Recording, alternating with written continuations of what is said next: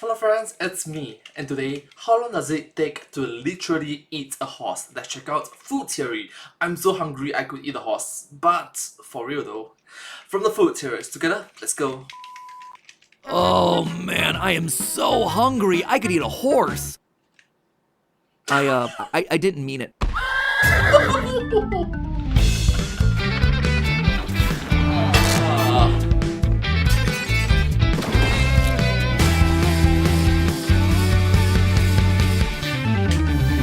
Hello, Internet. Welcome to Food Theory, the Hello Internet, welcome to Food Theory. show that won't eat a horse, but will beat a dead one. Okay, so hear me out. The food world is full of weird idioms. Bringing home the bacon, walking on eggshells, being a hard nut to crack. Those all make some level of sense. But then you have ones like, oh, I'm so hungry I could eat a horse. That right there, that is a weird phrase. Like, why do we choose horse as opposed to some bigger and more commonly eaten animal like an Elephant, a whale. entire cow? Or better yet, why didn't we choose something more absurd with a lot of meat, like I'm so hungry I could eat a bear or an elephant, just to drive that hungry point home? Well, it turns out for A dinosaur. such a common phrase, we don't actually know a lot about it. At most, we know where it seems to have first been used, in 1824 by a writer named Tobias George Smollett. His original phrasing went a little something like this, quote, "For I be so hungry I could eat a horse behind the saddle." That just leaves me with more questions. What exactly did he mean to imply by saying behind the saddle? Did he mean that he was so hungry he could eat a horse while riding it? Did he mean he could eat directly through the saddle or under the saddle? Proper prepositions be hard, y'all. Or was he only interested in eating certain rear end parts of the horse that for the sake of our monetization shall remain nameless? I don't know. And most importantly of all, why couldn't he spell hungry correctly? Truly, it is a mysterious phrase. But that's not the only mysterious part of it. Horse meat is just one of those things that we as a culture have collectively determined is not on the menu. And that's saying a lot. Well, in some cultures it does. In a lot of culture it does. It's like meat is meat and we prioritize human life over horse life. Look, if we can give a surplus, sure. If we got like extra, sure. Horse life is important as well. But when push come to shore, fight or flight response, human life is significantly more important than horse life. I mean, humans will eat anything. Literally anything. In parts of Italy, Cactus. I've not tried cactus yet. maggot cheese is a delicacy. In Mongolia, they use sheep eye as a hangover cure. In ancient Korea, they made drinks out of human baby poo. And yet somehow, some way, Oh, snake oil. Oh, sorry, snake alcohol. horses are right up there with cats, dogs, and Pokemon on the roster of critters that people in America just will not eat. Why? You can't eat Pokemon. It's fictional. It doesn't exist. Where did this taboo come from? As I'm playing Tears of the Kingdom and getting low on meat, should I be feeling guilty when I look over at my golden stallion and think, maybe? Now, let me be clear. Today, we are not eating any horses. Stephanie would literally have a cow if I ever asked her to eat a horse. I also recognize Well, we live in a day and age in which we have the rights, we have the luxury of eating cows more than horse. We live in this sort of luxury. But when push comes to shore, I'm going to prioritize human life over horse life. that the taboo against eating horses does not exist in all parts of the world. Far from Sorry, why did I keep on saying push come to shore? Push come to shove. Push come to shove. I'm so sorry. it. Horse meat is a key source of protein in lots of different cultures. In fact, it used to be one here in America too. And you see, that is why I'm so curious about this. What happened? When and why did horse meat get canceled in America? And if I really wanted to, could I be so hungry that I could eat an entire horse? No, there are lots of reasons why horse isn't on the menu today. But the one I bet you didn't suspect is that here in the US, horse meat has actually been banned by the FDA for potentially being deadly. Now, to begin, let's just get the easy question out of the way first. How hungry would someone have to be to eat a horse? Well, an average-sized horse has a mass of approximately 992 pounds or 450 kilograms. Since horses are about 45% muscle, that translates to about 270,000 calories worth of energy. Since the GDA, or Guide Daily Amount Caloric Intake for a Healthy Adult Person, is usually listed at 2,000 calories, the meat from an average-sized horse would theoretically sustain a human for about 135 days, assuming you could preserve it for all that time, etc., etc. Like I said, that one right there. Yeah! Meat rots. That is the easy answer. But we want to get to this. It didn't compute to me. It didn't compute to me. It's like you're gonna eat entire horse in a single day. It didn't compute to me that you're gonna eat it across weeks, months, days. Spirit of the phrase. The saying isn't, I'm so hungry I could eat a bunch of horse meat. It's, I could eat a horse, as in literally the entire thing. So, Even the bones. what are we doing about all the other bits in there? Well, when it comes to organ meat, there's nothing that says you can't eat the hearts, lungs, stomachs, etc. It's just a matter of different preparations to get rid of the potential toxins. See, while some organ meat is healthy and even recommended for certain health benefits, like say all the vitamins associated with the liver, others aren't safe at all. One example, a polar bear's liver has enough vitamin A in it to kill 52 adult humans. I don't hear the Liver King talking about that one. But when it comes to horses, their livers and hearts are perfectly fine to eat as long as you cook them enough to kill any dangerous bacteria. As for the bones and skin, that one's actually really easy. Some of you might already know this, but if not, it behooves me to tell you that rendered down horse bones, skin, and hooves is where most non-vegetarian gelatin comes from. Oh yeah, Jell-O, gummy bears, gumdrops, name a gelatin-based food product, and the default version of it's likely created from a rendering process where the unusable materials from slaughtered meat animals gets boiled down to make the jiggly wiggly gelatin protein. As you might Oh. So technically speaking, we have been eating horse. Technically speaking, we have been eating horse. imagine, this process was a lot more labor intensive before the advent of industrial farming, which is why gelatin desserts used to be exclusively thought of as food for the rich. It's also why when instant Jell-O powder became publicly available in the 50s and 60s, Jell-O molds were considered to be such a fancy dinner centerpiece for all the middle class folk, despite them being absolutely disgusting. Check out our episode about the Rainforest Cafe, believe it or not, for more information about that particular phenomenon. Anyway, in short, the gelatin takes care of all the hard-to-eat parts of the horse, and then you can always use the bones to make a rich soup stock. Whoa. There's still plenty of meat on that bone. Now you take this home, throw it in a pot, add some broth, a potato.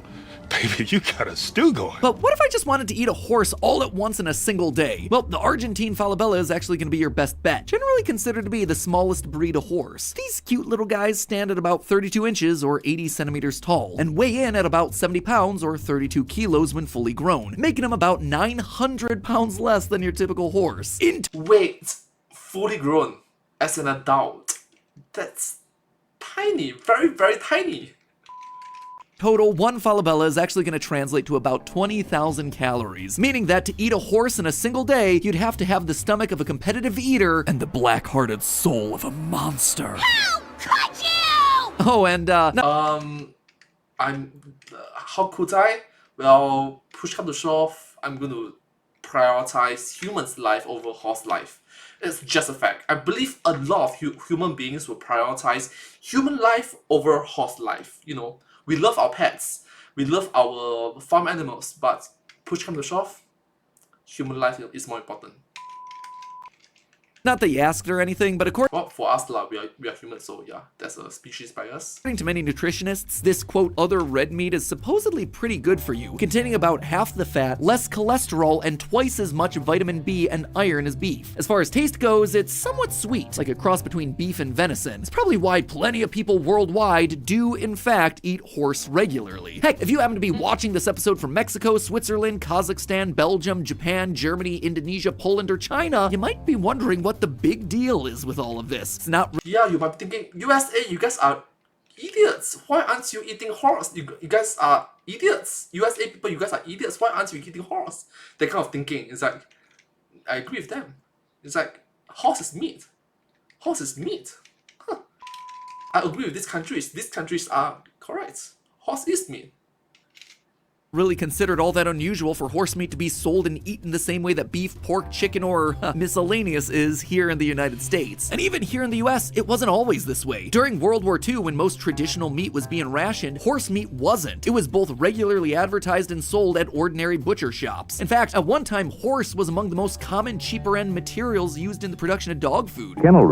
Horse meat is not cheap. Sir. Is packed with lean red meat. It contains the wholesome steaks, chops, and roasts of U.S. government-inspected horse meat. According to the Humane Society, that practice was supposed to have ended in the US as of 2007. But again, I ask, if it's so healthy for you and so cheap and so accepted internationally and able to sustain a single person for over 100 days, why has horse meat been explicitly banned in the US by the Food and Drug Administration? Well, you're It's a bit weird, to be honest with you. Well, maybe my thinking is different. You know, thinkings change, cultures change, society change. For example, horse meat. My pet says used to be eating, now it's a no. But in some countries, it's still a yes. Dog meat. Throughout history, throughout thousands of years of human civilizations, dog meat is still meat.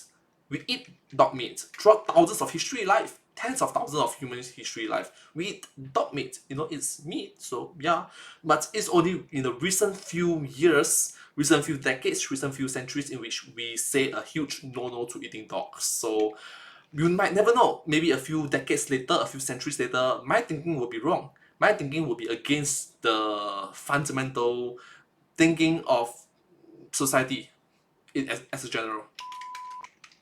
Our first guess might be that it's because it's a cultural taboo for us in America to eat horse. Sure, back in the World War II days, eating horse was okay, but in the aftermath, Americans saw the explosion of new forms of entertainment, movies, and the newcomer television. And the most popular genre in those early days? The Western. Westerns became the #1 genre of movies between 1945 and 1965, roughly And thus the change of society's culture as a whole. 1 in 4 releases by studios was a Western. Meanwhile, over in TV land, you had the likes of The Lone Ranger, The Roy Rogers Show. Not only were cowboys like John Wayne becoming household names, but their horses were as well. The Lone Ranger had Silver, Roy Rogers had Trigger. Even outside of Westerns, you had sitcoms like Mr. Ed, the Talking Horse. Market drops 5 points. I'm glad my money's tied up in hay. Morning, Wilbur. Never mind that. I'm tired of you beating me to the morning paper. I like to read it with my eggs.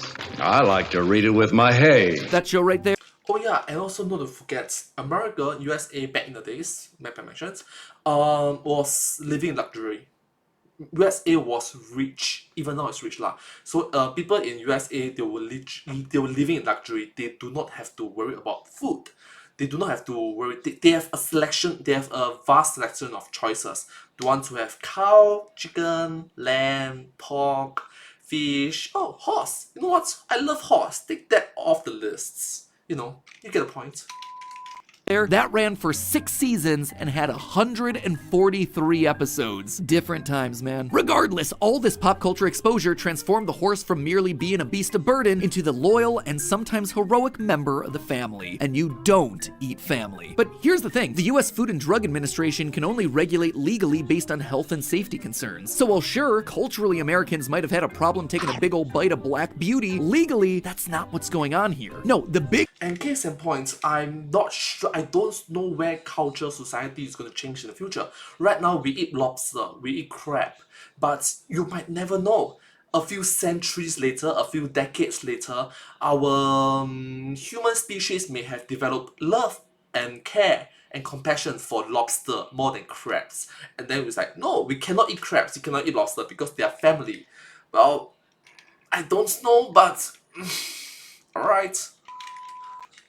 big problem is that horse meat in the US is toxic. According to an ASPCA, Animal Welfare Institute and Humane Society report on the toxicity of horse meat, we have made horse meat in the US deadly to consume. What do I mean by that? Well, the main role of horses in the US and most other developed nations are either as farm labor, transportation, or especially with sports like horse racing. Now, to fulfill these roles, the animals are subject to chemical treatments designed either for the wellness of the horse or for performance enhancement of the horse. These chemical cocktails basically render their muscle tissue entirely unsafe for human consumption. Heck, for any consumption. Hence why it's no longer used in products like dog food. In 2013, for instance, authorities in Ireland claimed to have discovered traces of horse meat in hamburgers being sold as 100% beef. This set off a massive horse meat panic that became an international scandal across Europe, including countries where horse meat wasn't considered a big deal because many people weren't aware that some US companies were still selling horses for meat to overseas distributors and that a whole black market existed around their sale. That is So it's a problem that you created. Huh. PCA report described, quote, over 50 known drugs expressly prohibited by current federal regulations for use in food animals, likely being ingested by basically any horse that would even be a potential candidate to wind up on a dinner plate. But the actual number of different drugs, both legal and illegal, being used on horses, especially race horses, is likely closer to the hundreds, with at least one New York Times expose from 2012 describing chemical cocktails of, quote, cobra venom, Viagra, blood doping agents, stimulants, and cancer drugs. Another specific example includes the veterinary anti-inflammatory phenylbutazone, basically a painkiller for pets, which has been known to cause fatal blood diseases like aplastic anemia in humans. I spent $5 on you for these special mineral tablets. Supposed to be good for your coat. Well, I'm not worried about my health. It's your health I'm worried about. Come on. No, thanks. I'm a horse, not a guinea pig. Here we are pushing pills on poor horses like Mr. Ed since the 1960s. Fast forward to today, and now look at how far these noble steeds have fallen. Just need something to help me focus. Coffee. No, I just need the right music to do drugs to. Honestly, I'm surprised it took me that long to get a BoJack Horseman reference in here. But in all seriousness, wherever you draw your line on animal rights, meat eating, horse meat yay or nay, kinda feels like we should not be shooting horses up with cobra venom and Viagra to make them run faster and work harder. Anyway, there you have it, friends. If you were so hungry you could eat a horse, should you?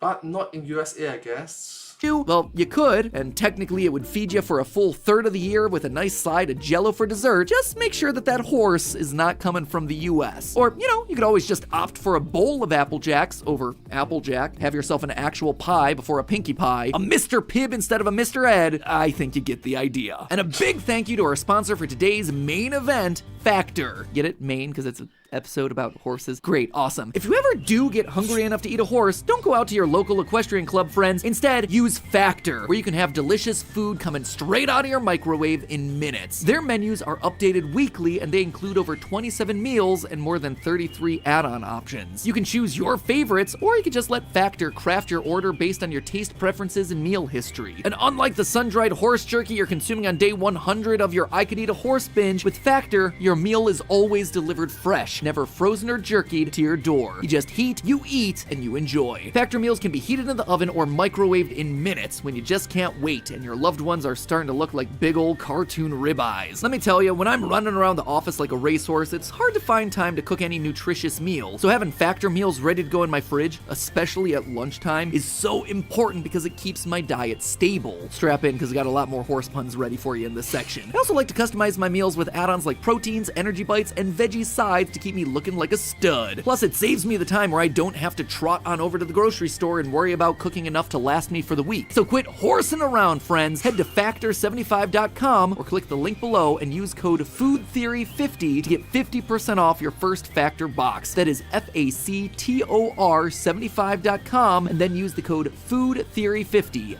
FOODTHEORY50, to get 50% off your first Factor box. Thank you again to Factor for sponsoring this episode, and as always, remember, it's just a theory. A food theory. Giddy up.